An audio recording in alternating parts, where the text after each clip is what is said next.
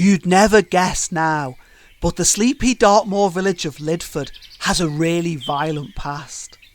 An important Saxon town and rich, Lydford was targeted by the Vikings.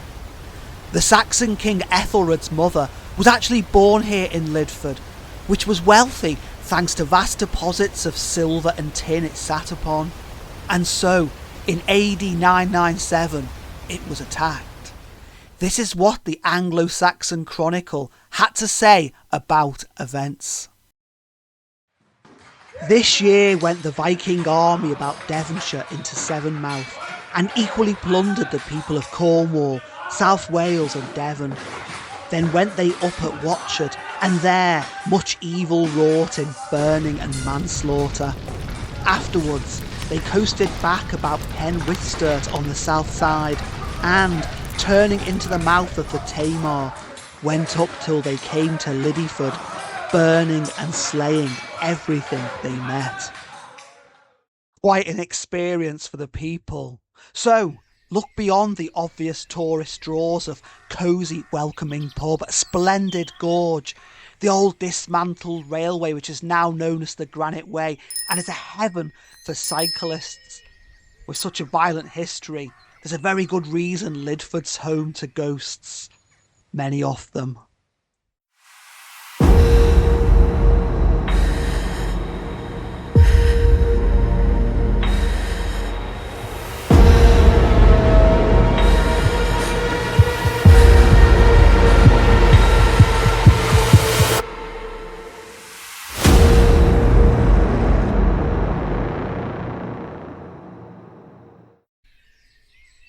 These are the old protective dykes thrown up by the Saxons to guard their community.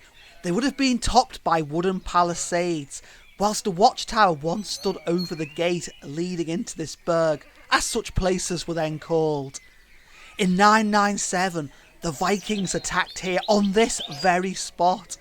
Hard to believe this quiet farming district was the scene of bloody carnage, but there you are. Now, historians believe the invaders were repelled. In anger and frustration, they then turned back to the Tamar, where their infamous longships were anchored, plundering Tavistock Abbey as they went. Beside these ancient earthworks is the very spring those early settlers drank from. So, when in Rome and all that, I'll stop and enjoy a refreshing drink myself.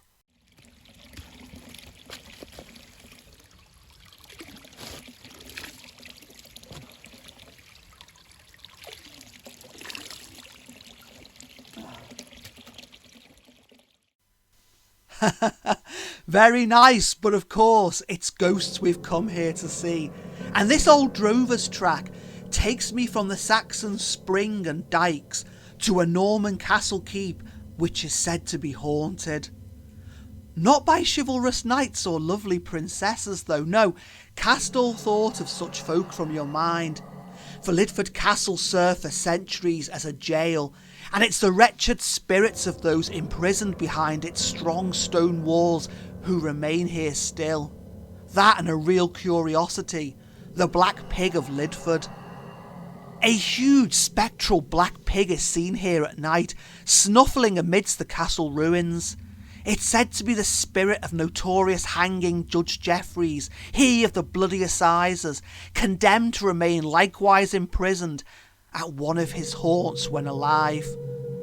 You see, Judge Jeffreys held court in many Devon towns, and Lydford Castle, being courthouse and jail for the infamous Stannery laws, he may well have visited here himself.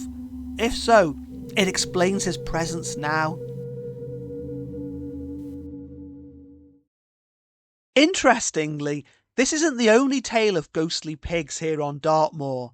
There's also the Merry Pit pigs, a large spectral sow and hare piglets, which have snuffled their way into local folklore this past 200 years. So the tale goes, people travelling on Merry Pit Hill after dark have seen these ghostly animals walking to nearby Cater Gate, where they hope to find a dead horse on which to feed. But when the pigs arrive, they find the horse has been picked clean by crows, at which point the piglets cry out in hunger and frustration, "Skin and bones! Skin and bones!" Their mother replying, "Let 'en lie, let 'en lie." A whimsical tale for sure. Nothing whimsical about the castle though.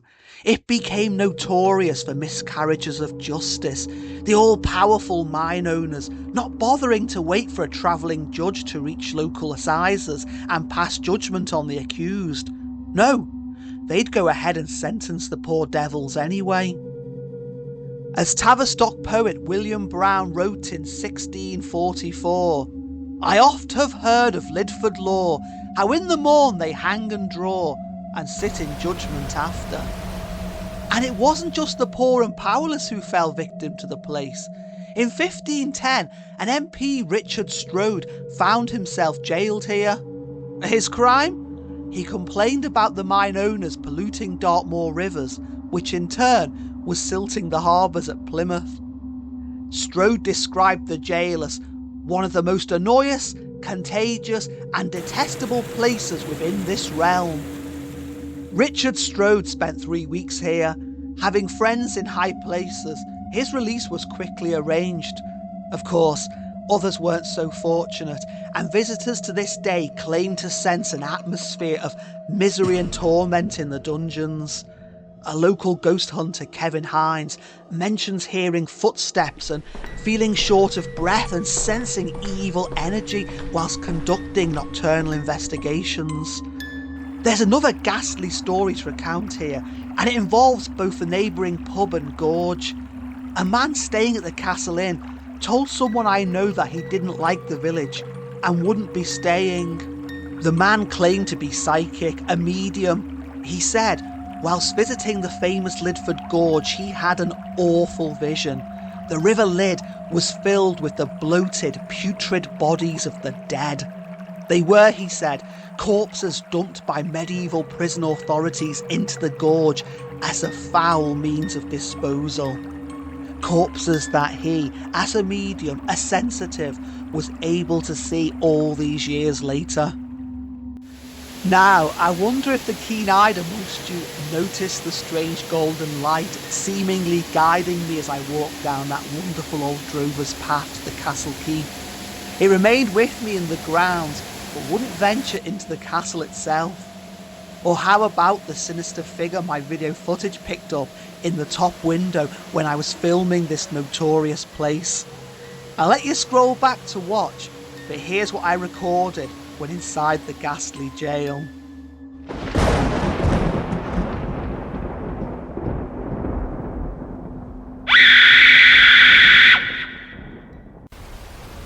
So those are the ghost stories of Devon and Cornwall, set in the Dartmoor village of Lydford, a place which attracts cyclists and walkers from the adjacent Granite Way, and countless tourists coming to see stunning Lydford Gorge and its famous White Lady waterfall.